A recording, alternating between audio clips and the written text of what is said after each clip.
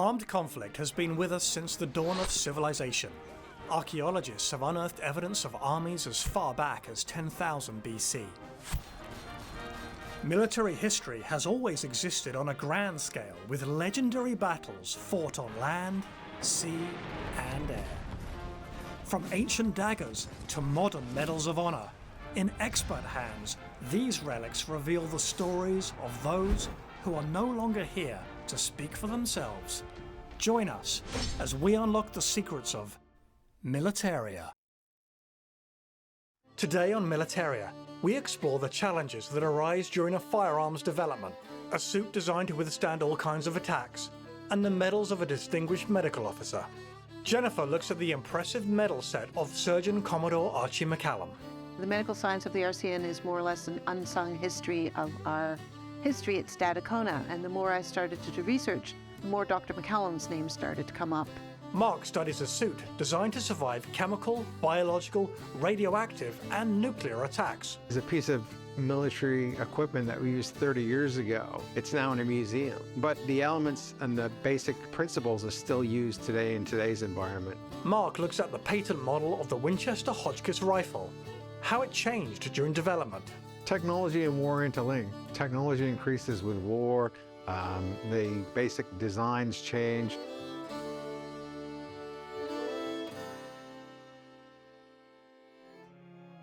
I'm Bruce Ellis. I live in Dartmouth. I brought in a patent model of an improved Winchester Hotchkiss feed mechanism for an infantry rifle, which didn't work all that well. In 1878, after the Winchester Repeating Arms Company's design was approved by the U.S. Army Ordnance Department, the assembly of the Hotchkiss military rifle and carbine models began. Patented 2 years earlier by its namesake, Benjamin B. Hotchkiss, the first model bolt-action firearm was issued to the U.S. military's Navy, infantry, and cavalry units in 1879. Through user experience, design issues arose. Positioning of the circular knob safety and magazine caused the stock to weaken. The design had to be revised, and second models were configured and distributed between 1880 and 1881. The M1883 would be the last Hotchkiss issue to see service, giving way to the superior models. Today, the Hotchkiss has its place in military history as the first centerfire bolt-action repeater to be used on the battlefield. I'd like to welcome Bruce Ellis to Militaria. Mr. Ellis, you brought some more guns for us to look at today, and what exactly do we have in front of us? We have, as usual, something unusual. We have the U.S. patent model of a Winchester Hotchkiss bolt-action military rifle. And what we have here is the production version of the Winchester Hotchkiss military rifle. This one's a little short, so it'd be a carbine. The only difference between a carbine and a rifle primarily is the length, but mechanically they're identical. And primarily used by U.S. Army cavalry? Yes, and infantry. These were sturdy little carbines. They were in use into the late 1800s. This was suitable for literally anything in North America if it happened to get in your way. The cartridges for this are in here, in the buttstock. And you've got the nose of the cartridge beating against the primed base of the other cartridge. To eliminate the possibility of a cartridge going off in here where your cheek is, they took a leaf from an earlier Springfield rifle designed by Major Chaffee. Chaffee had the same problem, but he made a little ratchet system to keep the cartridges a little bit further away. And that's what we see in the buttstock. That's what we see here. And that certainly increased the safety factor. The problem of a cartridge detonating while your cheek is against the buttstock really shakes the confidence of the soldier, which is why you don't see a lot of military rifles of that time period anywhere with magazines in the butt. The Hotchkiss series was sort of the last hurrah. It's an interesting physical variation and in terms of development, fairly important. These things have to be recorded and patented because they could be worth money. And that's precisely what Winchester did with this version. The guy who designed it originally was an American officer, Benjamin Barclay Hotchkiss, who went to Europe after the Civil War and decided that war was good business. And he designed repeating cannon, which are used in every major naval force in the world. And in 1876, at the Centennial Exhibition, he had the Hotchkiss repeating rifle. The Winchester people who were there as well thought, this will take the new government cartridge because it's physically very strong. And so they bought him out, took the gun home. 3 years later, after much redesign, we wound up with this. And then as a refinement, they came up with this. It's a process. Technology and war interlink. Technology increases with war. And these examples of these guns, we're seeing design changes in the actual mechanisms that are internally and externally. Technology drives all that, and that's what we see when war is involved in it. So they wanted to refine it and develop it. So they attempted, I guess, in this regard, to do that with this particular example. That's here with the correct. patent. Yeah. So what happened? Why didn't it actually go into production? Well, turns out the ratcheting system on this just wasn't soldier-proof. It didn't like rust, it didn't like mud, it didn't like dust, of which there was a lot of out west. It was a good concept. One of the problems is that there's not a lot of wood in here. So dropping this would undoubtedly crack the stock. That was a legitimate problem with the design. Like I say, it wasn't soldier-proof. Other versions of this system were built up until the 1890s, well after the Indian Wars were over. In this case, it is a very rare example then of obviously a non-production item. Yes. I tend to like stuff like that. What is the future for your collection? Obviously, these are an integral part. Are you still collecting, or are you still adding to it? Very much so. I've got the bug. At my age, it gets to a point where a little common sense has to kick in. And I'm looking for homes. One of the problems is most advanced collectors are my age or older. I've got to find some people under 70 who think this is just as neat as I think it is. Well, thank you, Mr. Ellis, for bringing these interesting items from your collection. And of course, the great interest between an actual production model and a prototype model that we have here today. Well, thank you very much. As you may be aware, rather fond of one-offs and strange stuff. It's been a pleasure to bring these out. The interesting thing with the rifle today is the fact that that was actually used by a mounted soldier. There could have been U.S. Army soldiers going across the Midwest, and this is a typical movie image you see of the 7th Cavalry and charging across the desert, and it's kind of an interesting historic piece just to see that piece today. Coming up on Militaria. Chemical warfare is the oldest known form of warfare. World War I, World War II, and to this day it is a consistent threat.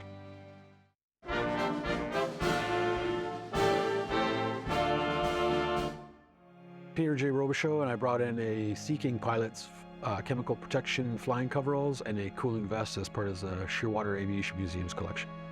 During the Gulf War, there was a persistent chemical threat, and just about every coalition, field force, air force, wore some version of protective equipment.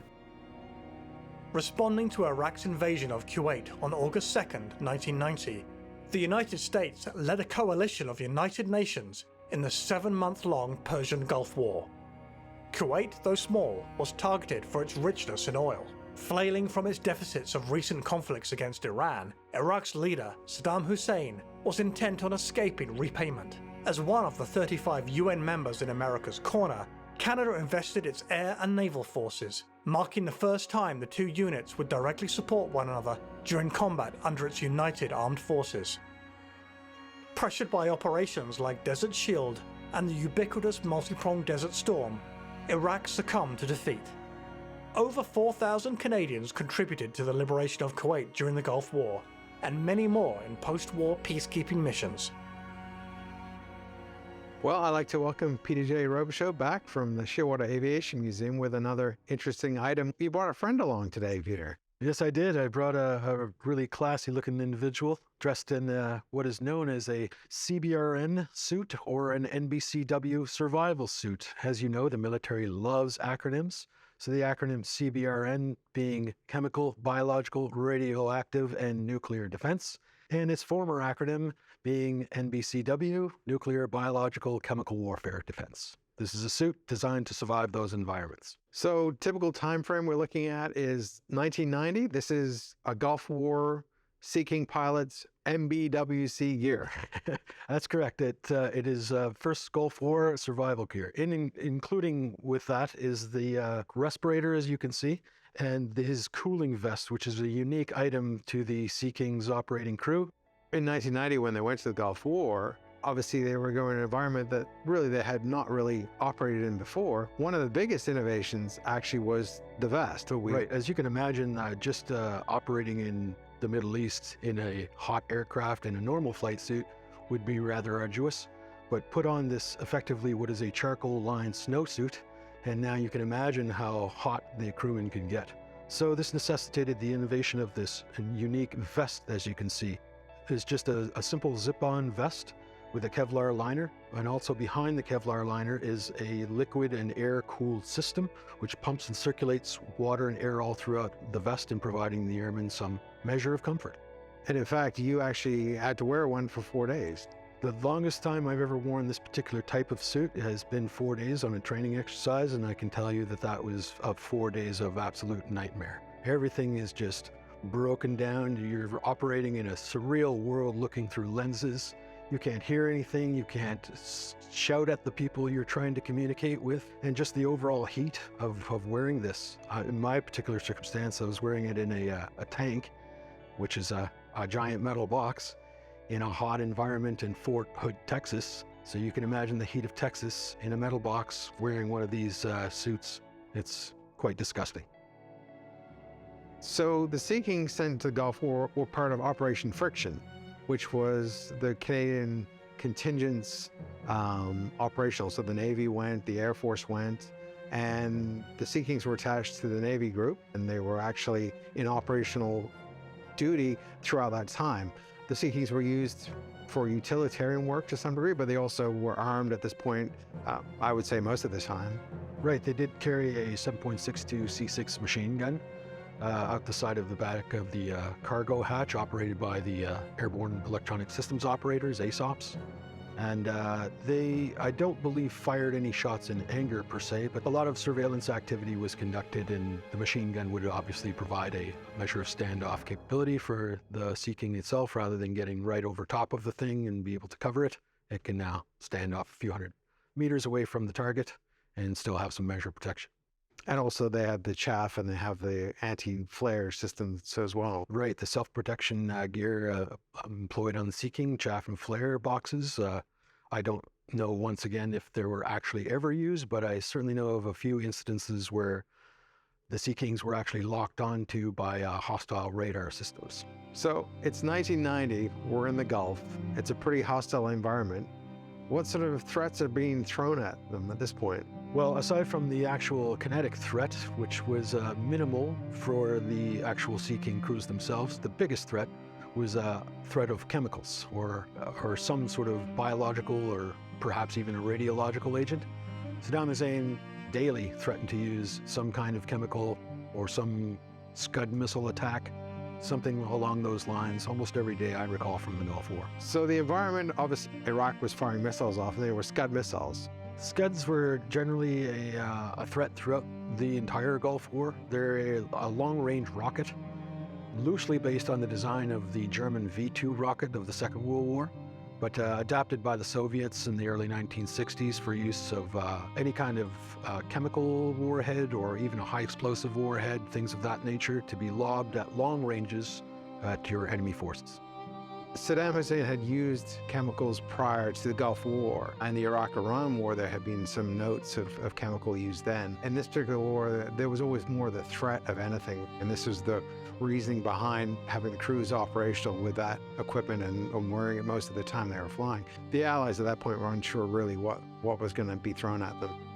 Chemical warfare is the oldest known form of warfare. You can go back to the medieval times when they were launching cattle infested with plague beyond the walls of a castle, and now everyone's infected with it. The Chinese even used barges filled with sulfur, lit on fire, and slammed them into enemy vessels in the hopes that the chemicals would drift on down and incapacitate their foes. It's nothing new. And to this day, it is a consistent threat.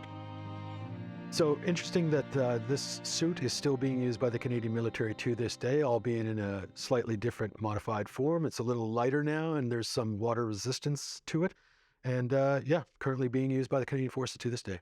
Well, thank you, Peter, for bringing this item from the Shearwater Aviation Museum. It's a fine example of one of Canada's significant post-war operations, Operation Friction.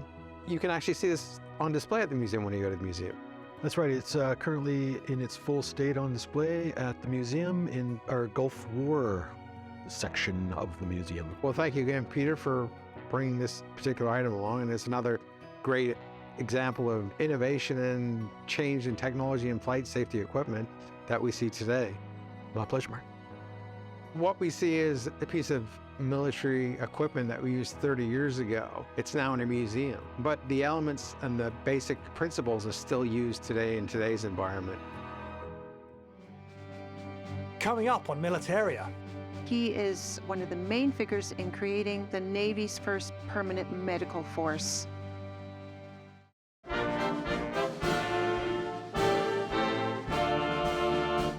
My name is Lisa McNiven. I'm an archivist at the Naval Museum of Halifax, and I have brought in Dr. McCallum's medal set. That broad spectrum of medals is an indication of how far Dr. McCallum served and how many pieces of the medical industry he was associated with or participating in. Operating without a medical unit at the onset of the Second World War, the Royal Canadian Navy drew domestic support from the Royal Canadian Army Medical Corps, and while overseas, from the Royal Navy. This changed under the watch of the RCN's Director General of Naval Medical Services, Surgeon Commodore Archie McCallum. McCallum had built a respected reputation through his service with the regular naval force in the Great War. In 1941, McCallum was tasked to develop and organize the RCN's hospitals and personnel, opening 9 in total, including one in Halifax's HMCS Stadacona location. October 16, 1944, marks the permanent establishment of the Navy's first medical service. For his influence and vision, Surgeon Commodore Archie McCallum was awarded the Order of the British Empire. Lisa, welcome back to Militaria. Thank you. I see that you've brought us quite an interesting artifact today. I mean, that is quite a distinguished medal set. Who did it belong to? This beautiful set belonged to Surgeon Commodore Archie McCallum. Archie McCallum was a medical doctor who joined the British Navy in 1917 and was accepted into the RCN in 1920 and served until 1953. Oh, wow. What a significant career. On this medal set, we have several unique medals. The first one is the Order of the British Empire. The second one is the First World War Service Medal. This one here is the Victory Medal from the First World War. And this one here is the Canadian Volunteer Service Medal from the Second World War. This medal here is the 1939 to 45 War Medal. And this unique medal here with the King and Queen on it is the Coronation Medal of George VI from 1937. And this medal here was given to the Royal Canadian Navy Volunteer Reserves officers as a special distinction. And then this medal is the Order of Canada. From what I understand, Archie McCallum graduated from the University of Toronto in 1916.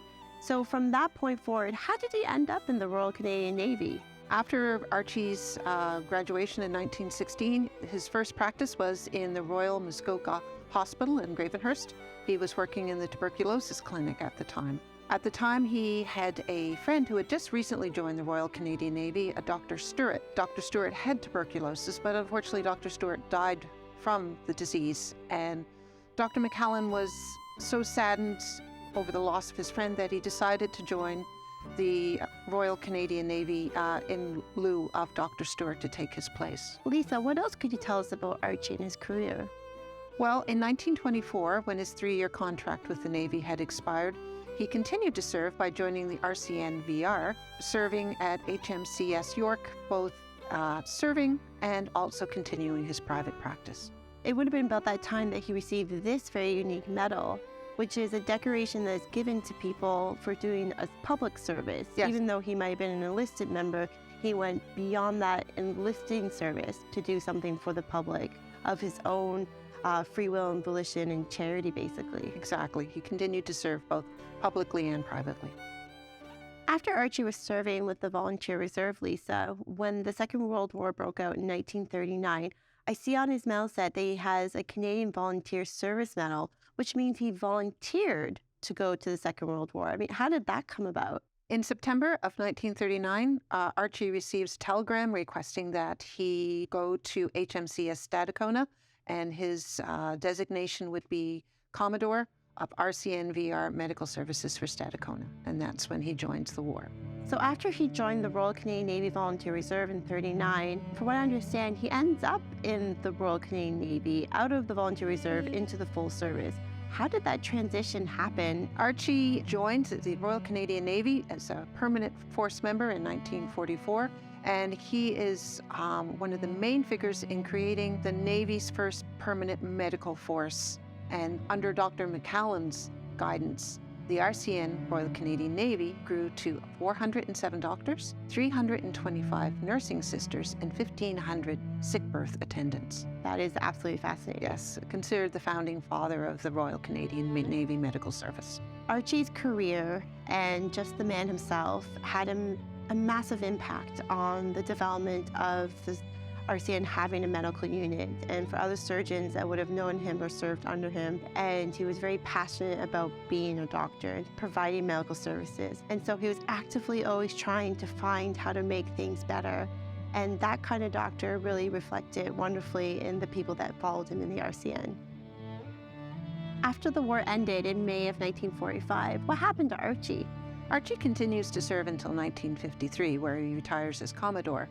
But the research that he did during wartime is also continuing post-war, where he had founded the RCN Medical Research Division. And what kind of legacy has Archie McCallum left with us?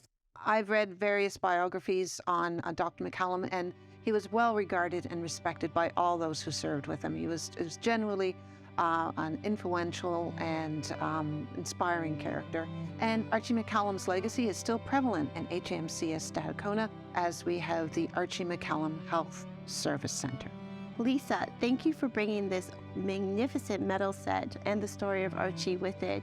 Currently, what is being done with this set at the museum? Currently, the medals are not on exhibit yet, but we are under the process of digitizing our collection so that one day soon in the future we'll be able to have an online presence and tell the story of Archie McCallum and his medals.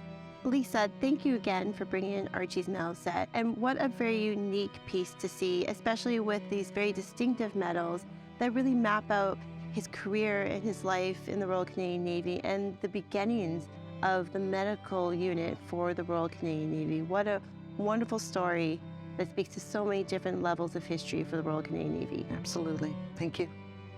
Dr. McCallum's medal set has such a vast and diverse story. There are so many medals given in recognition and honor of his work. And I personally am in an ongoing process of reading his medals and doing the backstories of what led up to the presentation of the medals and the history behind them.